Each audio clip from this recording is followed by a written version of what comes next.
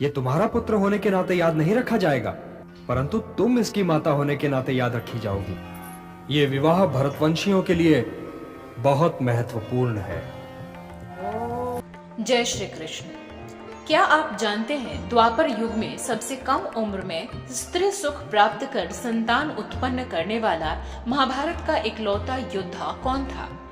आज हम अपने ग्रंथ कथा रहस्य के इस एपिसोड में बताएंगे उस योद्धा के जीवन रहस्य को, जिसके कारण उसकी शादी हुई और उस शादी से द्वापर युग में सबसे कम उम्र की शादी होने का इतिहास उसने रचा।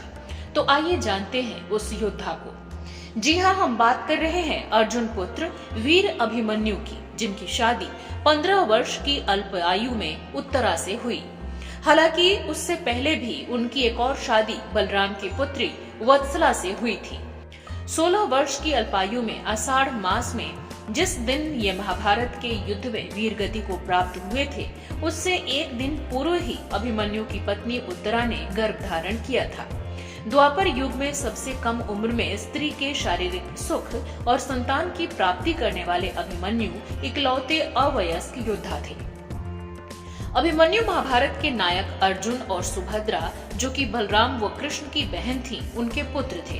उन्हें चंद्र देवता का पुत्र भी माना जाता है। धारणा है कि समस्त देवताओं को अपने पुत्रों को धरती पर भेजना था, परंतु चंद्रदेव ने कहा कि वो अपने पुत्र का वियोग सहन नहीं कर सकते, अतः उनके पुत्र को मानव योनि में मात्र 16 वर्ष की आयु ही दी जाए। अभिमन्यु का बाल्यकाल अपने ननिहाल द्वारका में ही बीता। अभिमन्यु एक असाधारण योद्धा थे।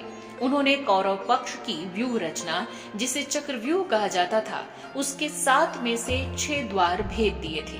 कथा अनुसार ये मान्यता है कि अभिमन्यु ने अपनी माता की कोख में रहते हुए अर्जुन के मुख से चक्रव्यूह भेदन का रहस्य जान लिया था, किंतु सुभद्रा के बीच में ही निद्रा मग्न होने से वो व्यूह से बाहर आने की विधि नहीं सुन पाए थे। अभिमन्यु की मृत्यु का कारण जयद्रथ था, जिसने अन्य पांडवों को व्यूह में प्रवेश करने से रोक दिया था। संभवतः इसी का लाभ उठाकर व्यूह के अंतिम चरण में कौरव पक्ष के सभी महारथी युद्ध के मानदंडों को भुलाकर बालक अभिमन्यु पर टूट पड़े, जिस कारण उसने वीर गति प्राप्त की।